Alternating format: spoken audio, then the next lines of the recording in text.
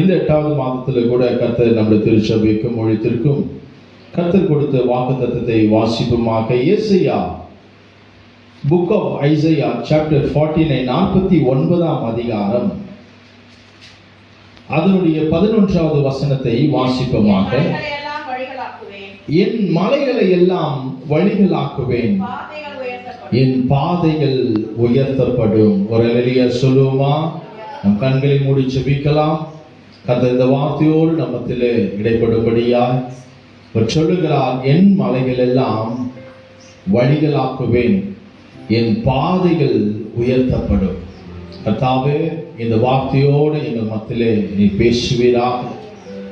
ஒவ்வொரு நாளும் உடைய வார்த்தையினாலே நாங்கள் பிழைக்கிறோம், உடைய வார்த்தையினாலே நாங்கள் பலன் கொள்ளுகிறோம். அப்படியாய் கர்த்தர் இந்த மாதம் கொடுத்த இந்த வாக்குத்தத்தத்தின்படியாய் எங்களை நடத்தும்படியாய் ஜெபிக்கிறோம். எங்களோடு கூட பேசுவீராக, எங்களோடு கூட இடைப்படும்படியாய் ஜெபிக்கிறோம்.